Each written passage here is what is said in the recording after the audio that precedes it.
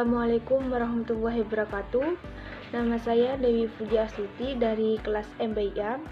Saya akan membahas pembahasan yang berbentuk PPT dengan judul Konsep Dasar Manajemen dan Kepemimpinan Pendidikan Islam. Yang saya akan bahas itu ada 6 poin. Poin yang pertama itu definisi manajemen pendidikan Islam dan kepemimpinan pendidikan Islam. Dan poin yang kedua itu ruang lingkup manajemen pendidikan Islam, dan yang ketiga itu fungsi manajemen pendidikan Islam, dan yang keempat hubungan manajemen pendidikan Islam dan kepemimpinan, dan yang kelima itu model dan gaya kepemimpinan pendidikan Islam, dan poin yang terakhir implementasi manajemen dan kepemimpinan pendidikan Islam. Selanjutnya saya akan membahas pembahasan yang pertama, yaitu definisi manajemen pendidikan Islam. Manajemen itu berasal dari bahasa Inggris, yaitu manajemen dengan kata kerja yaitu to manage. Ada beberapa definisi tentang manajemen. Yang pertama itu Mary Parker Follett, yang dimana manajemen sebagai seni dalam menyelesaikan pekerjaan melalui orang lain. Dalam artian bahwa para manajer mencapai tujuan-tujuan organisasi melalui pengaturan orang-orang lain untuk melaksanakan berbagai tugas yang memungkinkan diperlukan, atau berarti dengan tidak melakukan tugas-tugas itu sendiri. Dan yang kedua itu dari James F. Stoner, yang mengemukakan bahwa manajemen adalah proses perencanaan, pengorganisasian, pengarahan, dan pengawasan usaha-usaha bahwa anggota organisasi dan penggunaan sumber daya organisasi lainnya agar mencapai tujuan organisasi yang telah ditetapkan. Selanjutnya, sedangkan manajemen pendidikan itu adalah aktivitas memadukan sumber-sumber pendidikan agar terpusat dalam usaha untuk mencapai tujuan pendidikan yang telah ditentukan sebelumnya, serta suatu proses kerjasama yang sistematik dan komprehensif dalam rangka mewujudkan pendidikan nasional. Dalam pendidikan Islam itu juga dikenal dengan manajemen pendidikan Islam, yang dimana secara umum itu manajemen pendidikan Islam memiliki banyak kesamaan dengan manajemen pendidikan secara umum. Namun ada juga perbedaan dalam beberapa karakter, yang dimana di antara karakteristik yang membeda itu teori manajemen dalam Islam dengan teori lain itu fokus dan konsen teori Islam terhadap segala variabel yang berpengaruh atau influence terhadap aktivitas manajemen di dalam dan di luar organisasi atau perusahaan negara. Dan juga ada hubungan perilaku individu terhadap faktor-faktor sosial yang berpengaruh. Selanjutnya yaitu kepemimpinan pendidikan Islam. Kepemimpinan pendidikan Islam itu yaitu satu kemampuan dan proses mempengaruhi, membimbing, mengkoordinir, dan mempergerakkan orang-orang lain yang ada hubungannya dengan pengembangan ilmu pendidikan dan pelaksanaan pendidikan dan pengajaran, agar supaya kegiatan-kegiatan yang diajukan dapat lebih efisien dan efektif di dalam pencapaian tujuan-tujuan pendidikan. Dan kepemimpinan itu mempunyai peran yang sangat vital dalam suatu organisasi atau lembaga pendidikan Islam.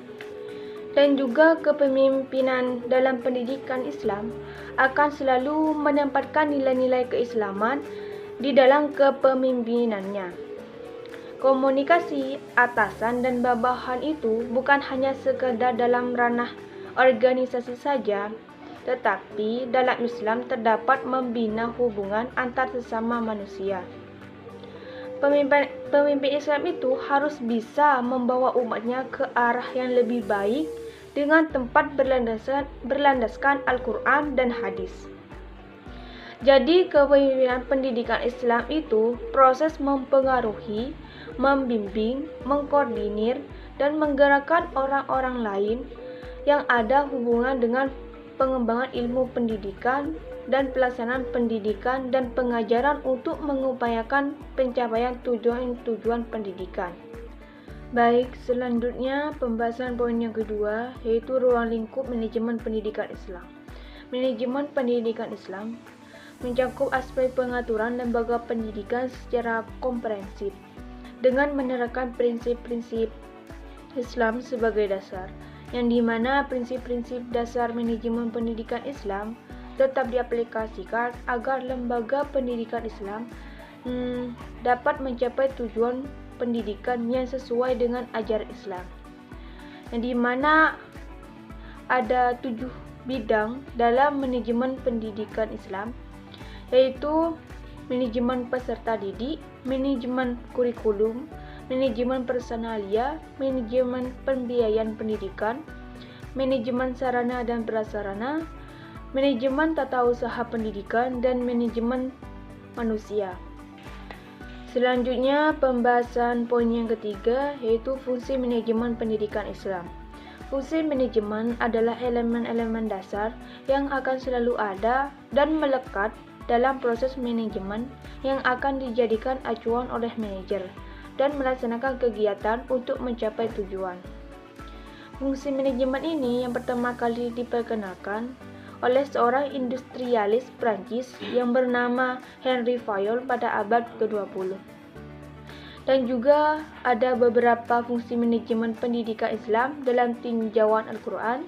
Yang pertama itu perencanaan atau planning, yang kedua pengorganisasian atau organizing, yang ketiga penggerakan atau actuating, yang keempat evaluasi atau controlling.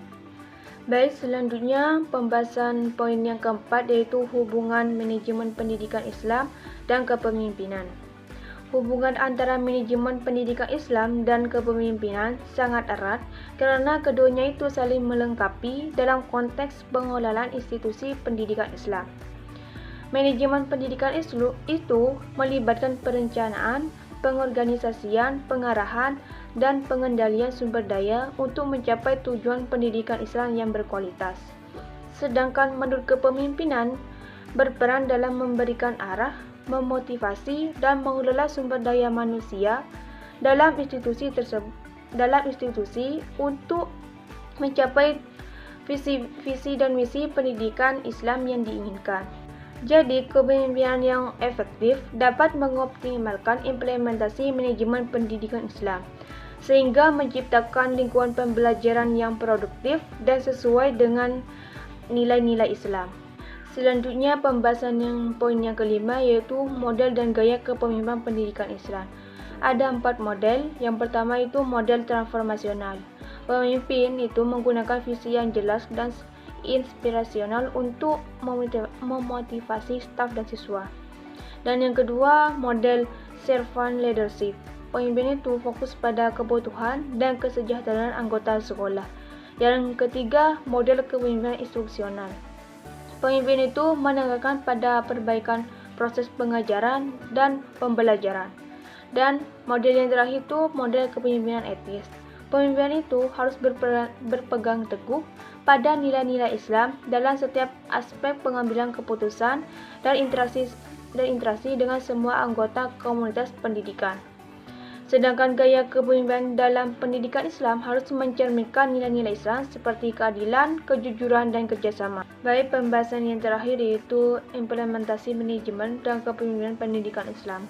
Ada beberapa langkah. Yang pertama itu mengembangkan pemahaman yang mendalam tentang nilai-nilai Islam dan bagaimana mereka dapat diintegrasikan ke dalam kurikulum dan praktik pendidikan lainnya. Dan yang kedua itu mengembangkan model dan gaya kepemimpinan pendidikan Islam yang efektif. Dan yang kedua itu mengembangkan praktik dan prosedur yang didasarkan pada siswa seperti pembelajaran berbasis proyek untuk mempromosikan lingkungan belajar yang positif dan inklusif.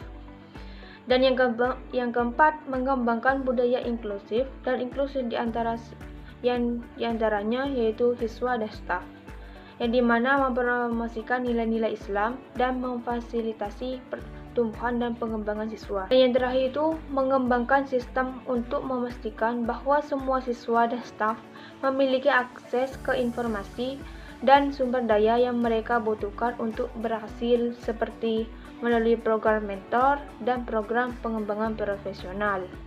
Cukup sekian penjelasan dari saya, kurang lebihnya mohon maaf. Wassalamualaikum warahmatullahi wabarakatuh.